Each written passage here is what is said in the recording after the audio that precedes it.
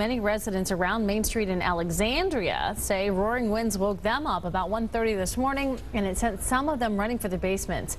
Fortunately, no injuries were reported, but the winds took out trees, utility poles, even parts of roofs. We continue our team coverage of our severe weather this morning. This afternoon, 9 News reporter Bill Price surveying the damage in Alexandria, and it looks pretty bad behind you. It certainly does, Tanya. As you may be able to see behind me, Main Street going through the old downtown section of Alexandria remains closed to through traffic because of the number of trees that have been downed by the high winds this morning, as well as pieces of roofs. Now, I want to show you the damage that I'm standing right next to, believe it or not, is all from one old tree, and it's typical of what you'll see throughout Alexandria. Many residents, including Alexandria Mayor Bill Rackford, say they suspect that a small tornado actually came through and went very quickly. In fact, coming through and going so fast, most residents didn't have time to make it to their basements before it was all over.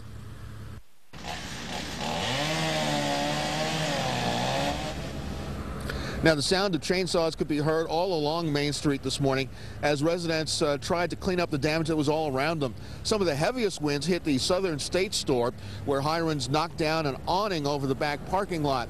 And it also took up part of the store's roof, along with other roof sections from homes up and down the street.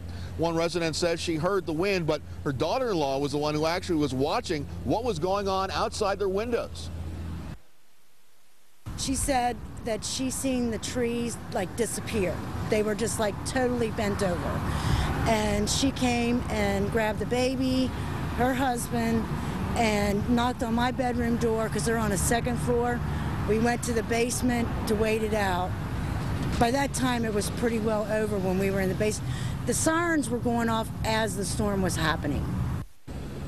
Fortunately, again, no injuries in the Alexandria area. This was more or less limited to just the Main Street and West Main Street area of town. Duke Energy is here also restoring power to those who need it.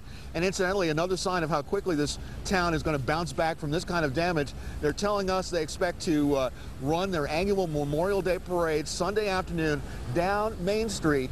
And they don't expect any delays or any cancellations because of what happened this morning. Tanya? Boy, I love that spirit, but they've got a lot of work to do through there. Bill Price live for us in Alexandria today. Thanks.